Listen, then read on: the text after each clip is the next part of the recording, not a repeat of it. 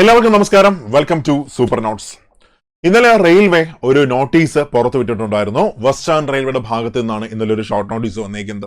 അപ്പൊ ഇതിനകത്ത് RRB level 1 അതായത് ഗ്രൂപ്പ് ഡി നോട്ടിഫിക്കേഷൻ എന്താ വരാൻ പോവുകയാണ്, അതിനകത്താകെ എത്ര വേക്കൻസിയാണ് വരാൻ പോകുന്നത്, അങ്ങനെ എല്ലാ ഡീറ്റെയിൽസുമായിട്ടാണ് വെസ്റ്റേൺ റെയിൽവേ നോട്ടീസ് പുറത്തുവിട്ടേക്കുന്നത്. അപ്പൊ സത്യത്തിൽ ഞാനിത് കണ്ടപ്പോൾ ആദ്യം വിചാരിച്ചു, അങ്ങനെ വെസ്റ്റേൺ റെയിൽവേയുടെ ഭാഗത്ത് മാത്രമാണോ ഇത്രയും വേക്കൻസി ഉള്ളത്? അപ്പോൾ ഞാൻ മനസ്സിലായത്, അതായത് മൊത്തത്തിലാണ് ലെവൽ 1 പോസ്റ്റുകളിൽ 32,000+ വേക്കൻസി വരുന്നത് എന്ന് വെച്ചാൽ ആകെയുള്ള, എല്ലാവരും ശ്രദ്ധിച്ചു കേൾക്കുക, ആകെയുള്ള വേക്കൻസി എത്രയാണ്? 1,00,000-ലധികം വേക്കൻസി ഉണ്ട്. RTA കൊടുത്തപ്പോൾ അവർ തന്ന റിപ്പോർട്ടാണ് 1,00,000-ലധികം വേക്കൻസീസ്. ഒന്നുമല്ല, ഇതിനകത്ത് തന്നെ പറയുന്നുണ്ട് ആകെ അസസ് ചെയ്ത വേക്കൻസി എത്രയാണ്, റെയിൽവേ നോട്ടിഫൈ ചെയ്ത വേക്കൻസി എത്രയാണ്.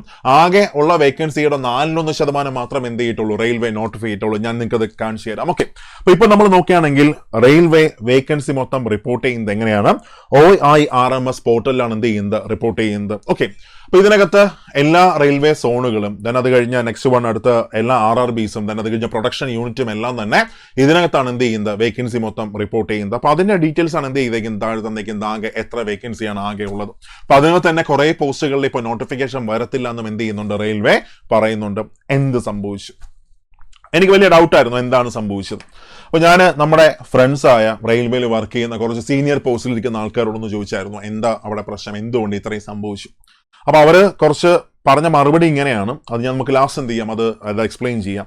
അപ്പോൾ ഫസ്റ്റ് നോക്കി, ഇവിടെ നമ്മൾ ഓരോ പോസ്റ്റ് ആയിട്ട് ഞാൻ നിങ്ങൾക്ക് കാണിച്ചു തരാം. ഫസ്റ്റ് ഇവിടെ വെസ്റ്റേൺ റെയിൽവേയുടെ ഭാഗത്തു നിന്നാണ് എന്ത് ചെയ്തേക്കുന്നത്, ഈ ഷോർട്ട് നോട്ടീസ് വന്നേക്കുന്നത്. അപ്പോൾ ഇവിടെ നോക്കിയിടാം, അതായത് ഇപ്പോൾ സിഗ്നൽ ആൻഡ് ടെലികമ്മ്യൂണിക്കേഷൻ നമ്മൾ നോക്കുകയാണെങ്കിൽ ഇതിനകത്ത് ഫസ്റ്റ് നമ്മുടെ അഹമ്മദാബാദ് നോക്കുകയാണെങ്കിൽ വേക്കൻസി എത്രയുണ്ട്, 284 വേക്കൻസിയാണ് ആകെ ഉള്ളത്. കണ്ടായിരുന്നോ, 284 വേക്കൻസി ആകെ ഉണ്ട്. അതിനകത്ത് റെയിൽവേ അസസ് ചെയ്തത് എത്രയാണ്, അല്ലെങ്കിൽ നോട്ടിഫൈ ചെയ്തത് എത്രയാണ്, 70 വേക്കൻസിയാണ് റെയിൽവേ നോട്ടിഫൈ ചെയ്തത്. then അത് കഴിഞ്ഞ് നെക്സ്റ്റ് വൺ സിഗ്നൽ ആൻഡ് ടെലികമ്മ്യൂണിക്കേഷനിൽ മൊത്തം 1824 വേക്കൻസീസ് ഉണ്ട്. അതിനകത്ത് റെയിൽവേ നോട്ടിഫൈ ചെയ്തത് വെറും 442 വേക്കൻസിയാണ്. എന്ന് വെച്ചാൽ ആകെ ഉള്ളതിന്റെ 4.1% മാത്രം, 25% മാത്രമാണ് എന്ത് ചെയ്തേക്കുന്നത്, റെയിൽവേ നോട്ടിഫൈ ചെയ്തേക്കുന്നത്. എന്ത് സംഭവിച്ചു? മാത്രമല്ല നിങ്ങൾ മൊത്തം നോക്കി, ഇപ്പൊ മൊത്തം നോക്കുകയാണെങ്കിൽ നേരെ ഇപ്പൊ അസിസ്റ്റന്റ് വർക്ക്ഷോപ്പ് എടുക്കുകയാണ്, 1567 വേക്കൻസിയാണ് എന്ത് ചെയ്തത് ആകെ ഉള്ളത്. അപ്പൊ അതിനകത്ത് 294 വേക്കൻസിക്കാണ് റെയിൽവേ എന്ത് ചെയ്തേക്കുന്നത്, നോട്ടിഫൈ ചെയ്തേക്കുന്നത്. അവിടെ 4 പോലും ഇല്ല, 6 വേക്കൻസി. ഓക്കെ, അപ്പോൾ വളരെ കുറവാണ് ഇപ്പൊ റെയിൽവേ എന്ത് ചെയ്തേക്കുന്നത്, വേക്കൻസി റിപ്പോർട്ട് ചെയ്തേക്കുന്നത്, പ്രത്യേകിച്ച് ലെവൽ 1 പോലെയുള്ള ഒരു പോസ്റ്റിൽ. എന്ന് വെച്ചാൽ ഏറ്റവും അധികം ആൾക്കാർ വർക്ക് ചെയ്യുന്ന ഇതിലാണ്, ഏറ്റവും അധികം ആൾക്കാർ ആവശ്യമുള്ള ഇതിലാണ് ലെവൽ 1 പോസ്റ്റുകൾക്കാണ്. കഴിഞ്ഞ വർഷം നമ്മൾ നോക്കുകയാണെങ്കിൽ 1,00,000-ലധികം വേക്കൻസിയുമായിട്ടാണ് ലെവൽ 1 നോട്ടിഫിക്കേഷൻ വന്നത്. 2019 1,00,000-ലധികം വേക്കൻസിയുമായിട്ടാണ് നോട്ടിഫിക്കേഷൻ വന്നേക്കുന്നത്. പക്ഷേ ഇപ്പൊ എന്ത് സംഭവിച്ചു, വേക്കൻസി കുറഞ്ഞായിരുന്നു. അപ്പൊ ഇവിടെ 2 കാരണങ്ങൾ നമുക്ക് മനസ്സിലാക്കാം. ഒന്ന്, എല്ലാ വർഷവും ഇനി എന്ത് വരാൻ പോവുകയാണ്, റെയിൽവേ നോട്ടിഫിക്കേഷൻ വരാൻ പോവുകയാണ്. എല്ലാ വർഷവും റെയിൽവേ നോട്ടിഫിക്കേഷൻ വരാൻ പോവുകയാണ്. അപ്പൊ സ്വാഭാവികമായിട്ടും എല്ലാ വർഷം റെയിൽവേ നോട്ടിഫിക്കേഷൻ വരുന്നു. അപ്പൊ ഇനി ഒരു 2-3 വർഷങ്ങൾക്കുണ്ടായിരിക്കും ഇവർ എന്ത് ചെയ്യുന്നത്, വേക്കൻസി ഫില്ല് ചെയ്യാൻ പോകുന്നത്. ഇത് ഒന്നാമത്തെ റീസൺ ആണ്. ചിലപ്പോൾ അങ്ങനെ ആയിരിക്കാം. അത് കഴിഞ്ഞ് രണ്ടാമത് നമ്മൾ നോക്കുകയാണെങ്കിൽ, ഇപ്പോൾ നിങ്ങൾ ALP ഒക്കെ ഉണ്ടായിരുന്നല്ലോ, ആദ്യം ചെറിയൊരു വേക്കൻസിയുമായിട്ട് എന്ത് വന്നു, നോട്ടിഫിക്കേഷൻ വന്നു.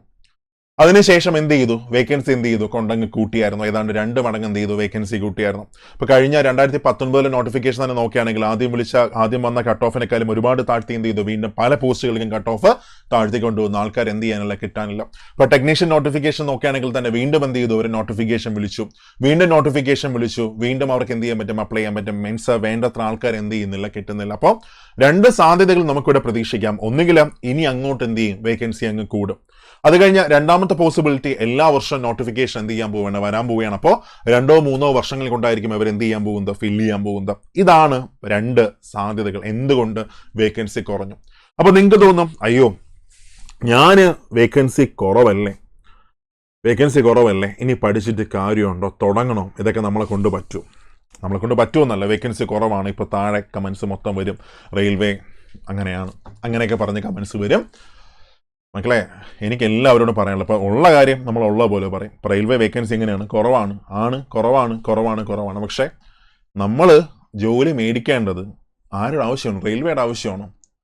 നമ്മൾ ജോലി മേടിക്കേണ്ട റെയിൽവേയുടെ ആവശ്യമാണോ? ഒരിക്കലുമല്ല, നമ്മുടെ മാത്രം ആവശ്യമാണ്. അല്ലെങ്കിൽ ഇപ്പം എന്ത് കാരണം, വല്ല ഇലക്ഷൻ വല്ലതും വന്നാൽ നിങ്ങളെ രാഷ്ട്രീയമോ ഒന്നും പറയുന്നില്ല, പക്ഷെ പറയേണ്ട കാര്യങ്ങൾ പറയണം. അപ്പോൾ ഒരു ഇലക്ഷൻ വരികയാണെങ്കിൽ എന്ത് ചെയ്യാം, കൊണ്ട് വേക്കൻസി ബാക്കിയെല്ലാം കൂട്ടാം. പക്ഷേ ഇവിടെ ഇപ്പോൾ അങ്ങനെ ഒന്നുമില്ല. അപ്പോൾ ജോലി മേടിക്കേണ്ടത് ആരുടെ ആവശ്യമാണ്, നമ്മുടെ മാത്രം ആവശ്യമാണ്. അപ്പോൾ ഉള്ള വേക്കൻസിയിൽ സ്ട്രഗിൾ ചെയ്ത് മെനക്കെട്ടിരുന്ന് പഠിച്ച് എന്ത് ചെയ്യുക, കയറിപ്പോവുക. ഈ ലെവൽ 1 പോസ്റ്റുകളുടെ ഒരു പ്രത്യേകത ഞാൻ പറഞ്ഞുതരാം. നിങ്ങൾ ജസ്റ്റ് വേറെ ഒന്നും വേണ്ട, ഷണ്ടർ എന്നൊരു പോസ്റ്റ് ഒന്ന് യൂട്യൂബിൽ ഒന്ന് സെർച്ച് ചെയ്ത് നോക്കിയാൽ മതി. അപ്പോൾ നിങ്ങൾക്ക് അതിനൊരു ഭീകരത നിങ്ങൾക്ക് കാണാൻ പറ്റും. ഞാൻ പേടിപ്പിക്കുന്നതല്ല, അങ്ങനെ ഒരിക്കലും കരുതരുത്. അടുത്ത ട്രാക്ക്മാൻ നിങ്ങൾ നോക്കുകയാണെങ്കിൽ, ട്രാക്ക് മെയിൻ്റനൻസ് നോക്കുകയാണെങ്കിൽ അവരുടെ ജോലിയുടെ ഒരു പാട് നിങ്ങൾക്ക് എന്ത് ചെയ്യാൻ പറ്റും, നിങ്ങൾക്ക് മനസ്സിലാക്കാൻ പറ്റും. അതായത് ലെവൽ 1 പോസ്റ്റിൽ ഒരാൾ കയറുകയാണെങ്കിൽ അയാൾക്ക് മറ്റൊരു ജോലി കിട്ടിയാൽ 100% ഉറപ്പായിട്ടും അവരെന്ത് ചെയ്യും, അവർ ക്വിറ്റ് ചെയ്ത് പോകും. അപ്പം എത്ര ആൾക്കാർ കയറിയാലും എന്ത് സംഭവിക്കും, അവിടെ വേക്കൻസി ഉറപ്പായിട്ടും കുറവുണ്ടാവും. അപ്പോൾ വീണ്ടും എന്ത് ചെയ്യും, കട്ട് ഓഫ് മേ ബി താഴ്ത്താം, അവിടെ നിന്ന് എന്ത് ചെയ്യാം, റിക്രൂട്ട് ചെയ്യാം.